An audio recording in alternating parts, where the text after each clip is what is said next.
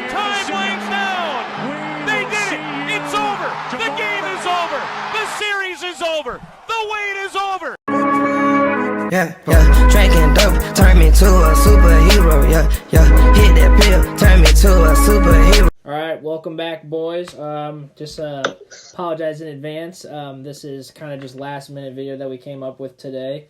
But as you can tell, that Goodell has, I think, and his officials have canceled the Bengals and Bills game.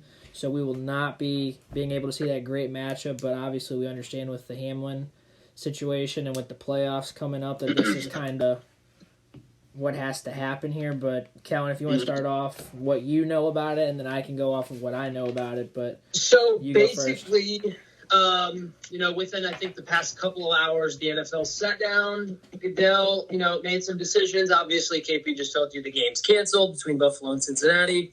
So that is not going to happen, which a lot of us were hoping was going to happen, but it's just not going to happen. It's not going to work. So what the NFL has done so far is the NFL announced that the game was canceled. Goodell and the clubs decided earlier today that the NFL Players Association Leadership Committee decided the game was going to be canceled, and they're going to be making a few changes of how the AFC is going to finish this year. So with the Damar Hamlin injury, we're also very appreciative of the word that we've heard that Damar is doing better. He's a little responsive. He's doing much better than we all were praying for, so that's a really good sign of relief. But so far, among the key factors in arriving at his decision, not playing the Buffalo-Cincinnati game to its conclusion will have no effect on which clubs qualify for the postseason. So basically, the teams that were guaranteed an AFC playoff spot, it doesn't affect them. No club will qualify for the postseason, and no club will be eliminated based on the outcome of that Buffalo-Cincinnati game, so nobody's affected really. And then this would require postponing the start of playoffs for 1 week, you guys. So 1 week, it'll be postponed, thereby affecting all 14 clubs that qualify for postseason play. And also, making this decision prior to Week 18 is consistent with competitive principles, basically. So it enables all clubs to know playoff possibilities prior to playing the final week of the NFL Week 18 regular season games. So this was really, it was a last-second decision, but I think the NFL did a pretty good job to really sum this up and put it into perspective for team owners when they sit down tomorrow in their meetings, if they're all in on this or if they want to stay in it, basically.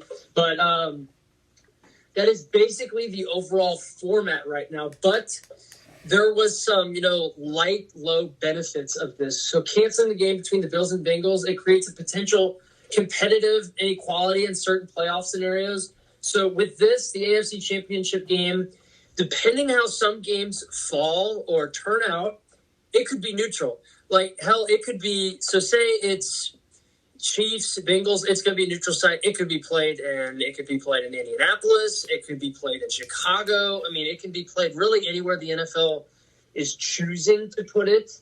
But the first scenario is Buffalo and Kansas City both win or both tie this week. The Buffalo-Kansas City championship game is going to be moved to a neutral site. So that is something that is guaranteed. For the second scenario, Buffalo and Kansas City both lose. Baltimore beats. They play the Steelers, correct? I'm pretty sure. Baltimore. Baltimore? No. No, who does Baltimore? Steelers play the Browns. Baltimore plays Steelers play Browns. Baltimore plays. Yes. Okay. So if Baltimore wins or ties, the Buffalo-Kansas City championship game would be at a neutral site as well. So again, anywhere. And then if this final scenario, if Buffalo and Kansas City both lose, Cincinnati wins. A Buffalo or Cincinnati versus Kansas City championship game would be at a neutral site. So in reality, the chance of it being a home field advantage AFC championship game is a very, very low, possibility right now. But, Ken, if you want to touch up on some spots, that's so far what the NFL's announced, but, there's some touch-ups probably. So I guess the main question that I know a lot of people have thought from stuff that I found on Twitter and Instagram, does this affect home field advantage for the divisional, like the whole divisional or the wild card divisional, or how does that work with it? So, that's actually a really good question. Is this just a championship, or is this just a championship scenario? Because it's not realistic, but say Buffalo, Kansas City, or Cincinnati, yes, those are going to be teams that are probably going to make the championship.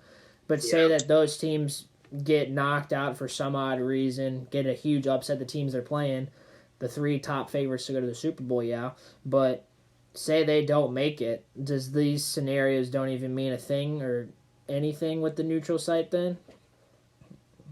That is actually a pretty good question. And, for some reason, I think that's something the NFL forgot to mention in their recent posts and stories. I guarantee you that's going to be something touched up on tomorrow probably, because really all they've talked about was the neutral site for the AFC Championship. They haven't said in any of their posts or any of their recent news that the wild card or divisional is going to be neutral. It's just going to be the higher seed has that home field advantage going into that week of playoff. So say it's going to be a Chargers. Again, this is just a random matchup. I'm not going by seed ranking. Say it's a Chargers-Ravens playoff game.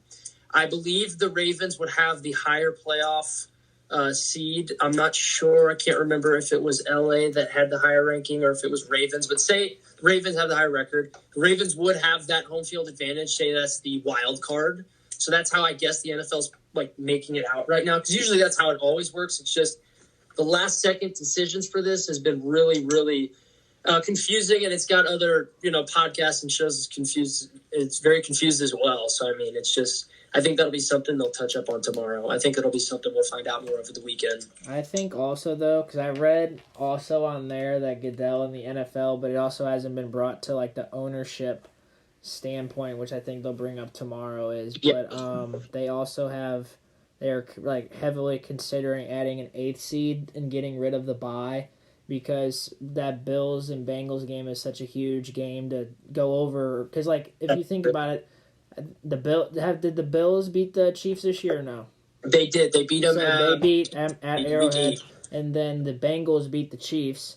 So the Chiefs are 0-2 against both of those teams. And say that the Bills or Bengals end up winning out or something, that means the Chiefs wouldn't be able to get the home field advantage. But the thing I don't get from it is that are they taking away the whole entire, does the first seed out of both sides not get the bye? Or I don't know what they're doing, because I know they're saying that they're considering adding an 8th seed. I don't know if that's just for the AFC, because if you do it in the AFC, you have to do it in the NFC.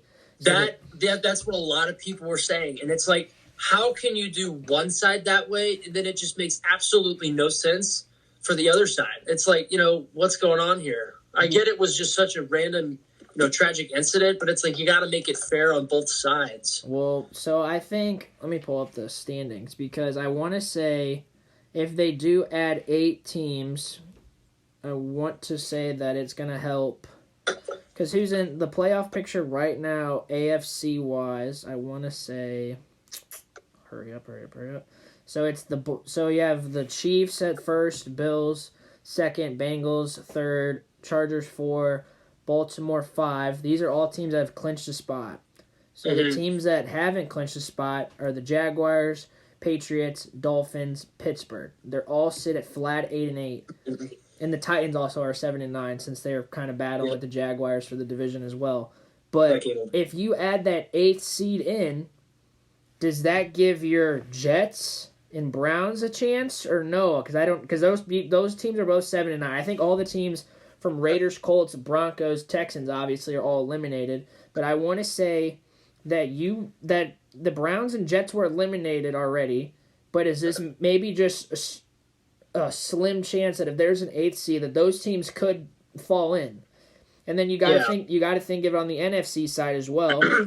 The NFC side, the teams that have already clinched: Eagles, Niners, Vikings, Cowboys, Giants, Tampa. So then you have your teams that are in the hunt that are outside, or I think right now the lock-in wild card would be, right now the team would be Seattle sitting in that top spot. But they're fighting with Detroit and the Packers as well.